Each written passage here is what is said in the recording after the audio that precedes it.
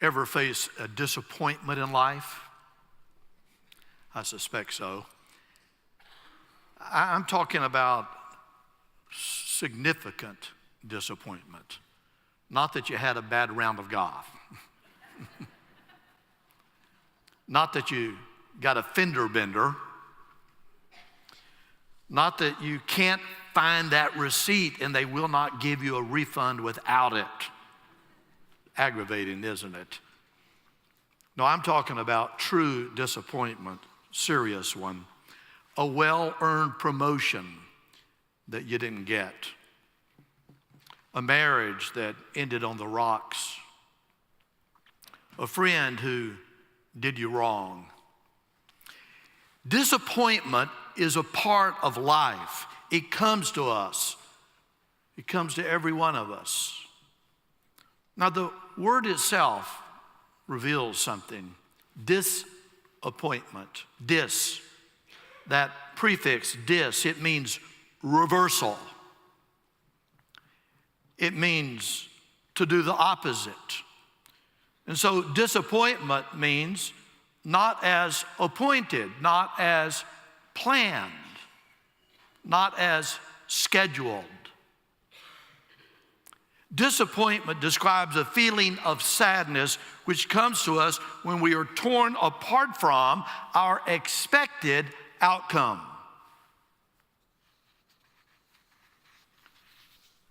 When we recognize that hope which we have been holding on to so tightly, it's not going to come to fruition.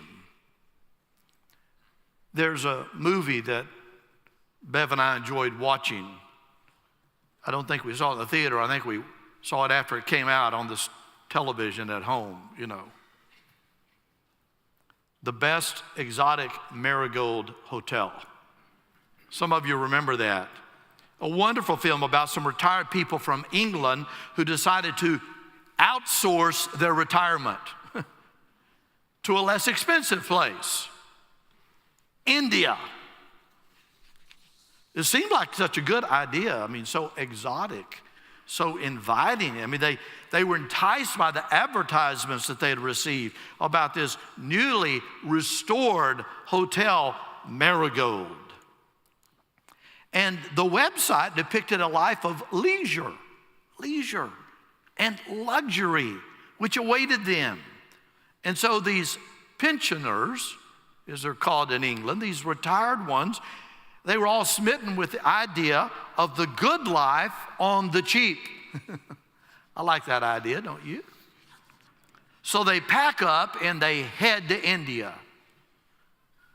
Well, you know how India is. It's not going to be like the brochures. They get to the hotel and find the place a disaster. There are lizards in the rooms. And there's no electricity working. And cockroaches everywhere. It's India. So the film focuses on these characters who had not known each other till they arrived and how they confront their disappointments. And it goes deeper, of course, not only their disappointments about the hotel in India, but about their lives in general. Disappointment, it happens to us when life does not work out as planned, when our hopes do not become true, when our dreams go unanswered. Disappointment. This morning, we're going to look at a man who experienced an enormous disappointment. We've been following this man all autumn long. I'm talking about Moses, of course. A man who had a successful career, a career of major accomplishments. Indeed, if he had been a major league ball player, he would have been elected, I'm sure, to the Hall of Fame on the first ballot. Oh, he had been such a success. The Bible says there has never been another prophet like him. This morning we come to the end of our series, and I want us to follow him on his last journey as he climbs up Mount Nebo. He's near the end. It's in his twilight days. But what a full life it has been. Now he is an old man, 120 years. That's what the Bible tells us, meaning that his life spanned 3 generations. For the first 40 years, we remember, he was a prince in Egypt, a member of the royal court. And there he learned and was immersed in Egyptian culture and Egyptian religion, which would equip him later to deal with the Pharaoh. But we recall what happened. We remember the story. He committed a crime. One day he saw an Egyptian beating his Hebrew slave, and it so incensed Moses that he took matters into his own hands. And the time he was finished, in his rage, Moses had killed that Egyptian master. And he looked this way and that, and he buried the body in the sand. How long until word leaked out, we don't know, but don't you know that he lived in fear, in dread of what might come, and it did. Word leaked out, and he had to flee for his life. And so he hid out in the desert of Midian. And there he lived in exile for the next 40 years. This is the middle section of his life. It was quite a come down from an adopted prince in the mightiest empire on earth to becoming a shepherd in the Midian desert, a nowhere place, a forgotten place. And to make matters worse, he did not even own his own flocks. No, they were his fathers-in-law. You know what strikes us here? Is that God has a way of preparing us even when we are unaware. And so God prepared Moses during those middle years. For it's what Moses accomplished in the last 40 years of his life that causes us to remember him today. For this is when he became the great liberator of the Hebrew people. This is when he confronted the Pharaoh. This is when he led the Israelites out of captivity in Egypt and toward the promised land. And so this morning, we join Moses on this journey, and we find him just 6 miles from Israel, just 6 miles from the Jordan River, at a place called Nebo, Mount Nebo. Several of you here, a number of you, have been with Bev and me when we've been to Israel and Jordan, and we have gone to this very place. After 40 long years, think about it, the children of Israel are assembled there at Nebo. Their days of wandering are, it seems, finally over, and now they're prepared to enter that land flowing with milk and honey. And so Moses climbs Nebo. He climbs alone, and the people wait below. Moses has climbed mountains before, but this climb up Mount Nebo is different. Moses has climbed mountains alone before, while the people were instructed to wait behind. You remember, at the very beginning of their journey, soon after they were able to get out from the Egyptians, Moses climbed a mountain alone. The people waiting below. It was Sinai where he received the 10 Commandments. Oh, he climbed this one again alone, but this time it is different. This climb is a little more difficult, not just because he is older, but because, and not just because his hand is no longer able to hold the staff as tightly as once they were. And not just because his balance now is not as stable as it had been. No, this climb is difficult because of what the Lord told him. Deuteronomy chapter 33. Go to Moab, the mountains east of the river. By the way, that's modern day Jordan. Go to Moab, the mountains east of the river, and climb Mount Nebo, which is across from Jericho. Look out across the land of Canaan, the land that I'm giving the people of Israel as their own special possession. So you will see the land from a distance, but you may not enter it. Oh, friends, although this climb is different in so many ways, this climb is exactly the same in at least one way, and that is God walked with Moses each step of the way.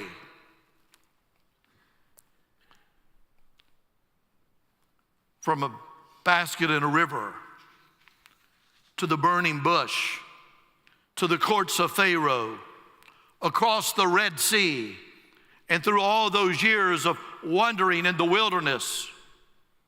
Oh, don't you know that Moses was filled with memories, remembering all that he had experienced? But don't you also know that Moses is mightily disappointed?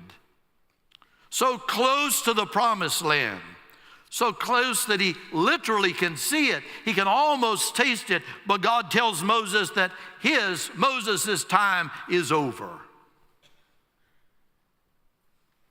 You're not the man, Moses. I've chosen another leader for this next task. Oh, it's hard coming to grips with unfinished business, isn't it? To recognize that you may not see the efforts of your labor come to fruition, that you might not be able to enjoy the harvest. Maybe this morning some of you find yourselves on top of Nebo. Some Nebo, you're there feeling alone, disappointed. Life has not turned out as you had planned, as you had expected. Opportunities missed. Perhaps investments lost. Career that became stalled. And so now you watch as those youthful ambitions grow dim, your future uncertain, and a shadow is falling over you. Or maybe you find yourself on top of Nebo for another reason. It's not unmet goals which have thrown you there, but unfulfilling relationships. You've never developed that closeness and intimacy with your husband that you've so wanted. It seems as though conversation is always superficial, thin.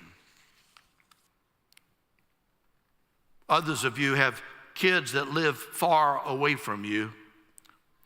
I'm not talking about geography. No, they're distant in another way. They're aloof. They seem to keep you at arm's length. Or maybe you are the child, even as an adult. At age 40, 45, 55, you've longed for intimacy with your father or mother. You know they love you, but you want to feel their love, experience their love, hear them tell you, I love you, I'm proud of you. Even now, this morning, so many of us, maybe you're on a Mount Nebo, the Mount of the Unfinished. You know what you want, but like Moses, you can only see it from afar. For some reason, you cannot quite get there. Now, when Moses neared the end of his days, he yearned for more. What? More time. More time. Finally, he was forced to recognize that his major goal in life would not be accomplished. And so a shadow hangs over this mountain, a shadow of sadness and regret and resignation. And so Moses gathers the Israelites and he explains the realities It says in Deuteronomy, he says, I am now 120 years old, and I am no longer able to lead you. The Lord has told me, you will not cross the Jordan River. Oh, friends, Moses has done his work well, but he's surrounded by a new generation. Canaan, just a half dozen miles away, so close. This was the land so long ago promised. And now here they are at the cusp, the assembled Israelites poised to take it. But God has selected a new leader. Deuteronomy 31. But the Lord your God himself will cross over ahead of you. Joshua will lead you across the river, just as the Lord has promised. Joshua. Each generation, my friends, requires its own leadership. It's a fact of life. We do our little work, we play our role, and then we pass the torch to others. Instruments change, but the master's hand is the same. And so God, at his will, lays one tool aside and takes up another. I submit to you that one of the qualities which makes Moses such a tremendous leader, a great servant of God, is that he accepts God's will. He passes the torch, and he does so giving his blessing. In Deuteronomy chapter 31, we read, then Moses called for Joshua, and as all Israel watched, he said to him, be strong and courageous, for you will lead these people into the land that the Lord has sworn to their ancestors that he would give them. He says to Joshua, be strong and courageous. You will be the one who will lead them. You are the one who will divide their land among them. Then he continues, verse 8, chapter 31. Do not be afraid or discouraged, for the Lord will personally go ahead of you. He will be with you. He will neither fail you nor abandon you. As if to say, I'm not the one to lead any longer. I'm simply too old. My time is past in that role. But the Lord told me, you will cross the Jordan. You, the Israelites, will. Dear brothers and sisters, don't worry.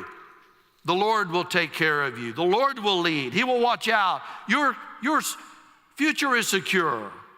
Life's not over when I'm over. Oh yes, I've been in front. I've been your leader and your champion for these many years, but God's plans for you are not dependent upon me. It was never about me. It was always about God. I'm just the vessel, that's all, and an imperfect one at that. But God's appointing a new servant, one who will lead you this last leg of the journey. Oh, friends, Moses recognizes and he accepts his role as a vessel. For 40 years, Moses led the people through thick and thin, but he personally will not enjoy the reward.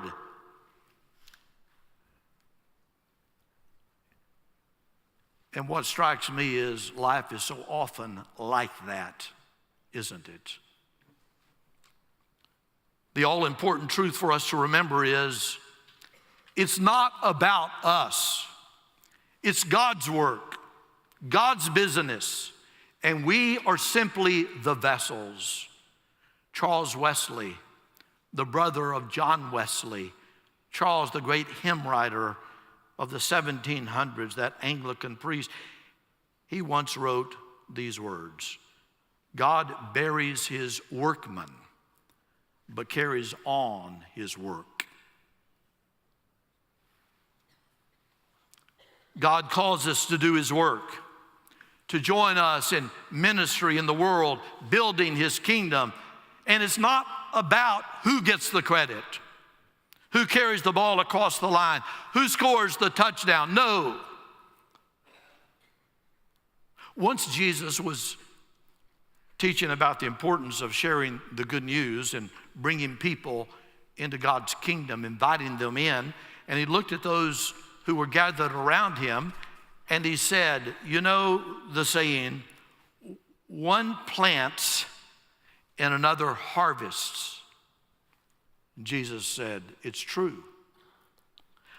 I sent you to harvest where you did not plant. Others had already done the work, and now you will get to gather the harvest. The point is being faithful, doing our assignment well, and doing it with excellence. Dr. Martin Luther King Jr. is famous for his I Have a Dream speech. But as you know, he was a preacher. He was supremely a preacher. And he preached all over this country. And in one sermon that he preached more than once, he was fond of saying, if it falls to your lot to be a street sweeper, sweep streets like Michelangelo painted pictures. Sweep streets like Beethoven composed music. Sweep streets like Shakespeare wrote poetry. Sweep streets so well that the host of heaven and earth will have to pause and say, here lived a great street sweeper who swept his job well.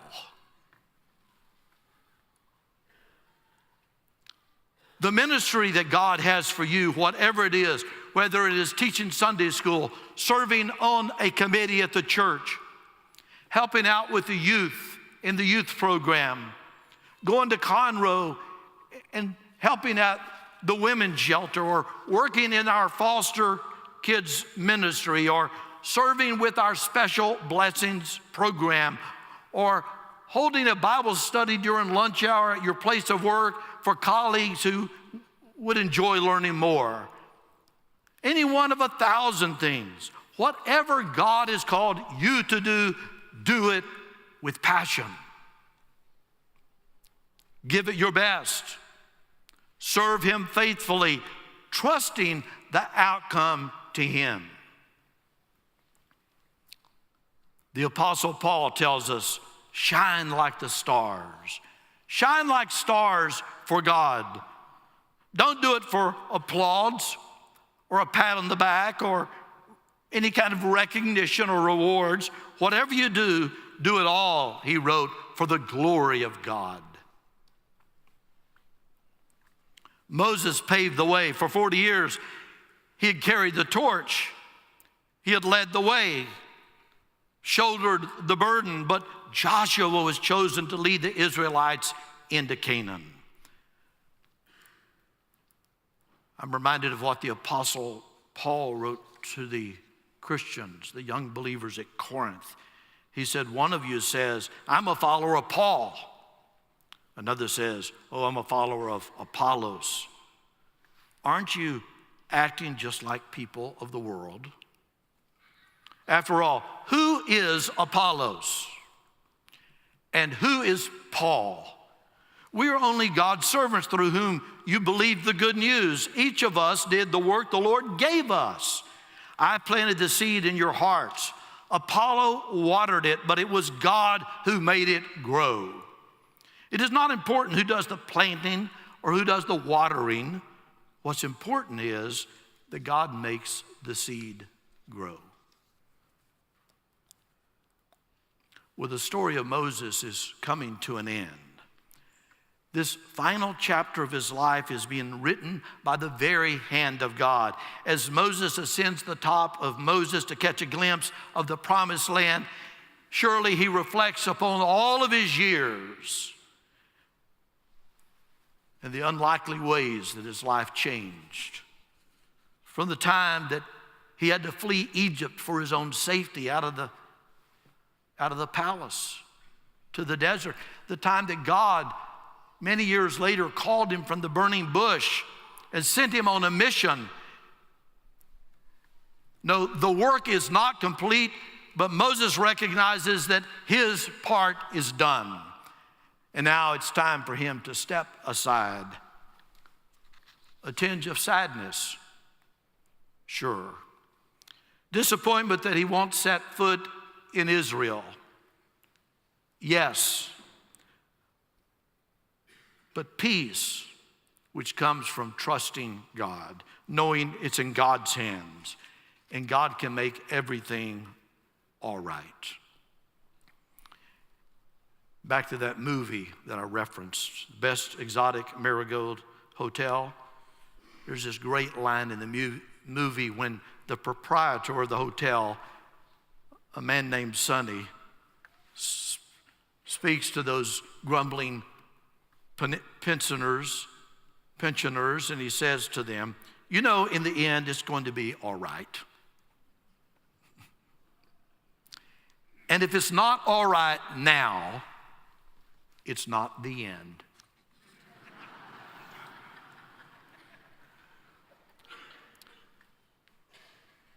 Listen, my friends, we all face disappointments in life, sometimes profoundly so.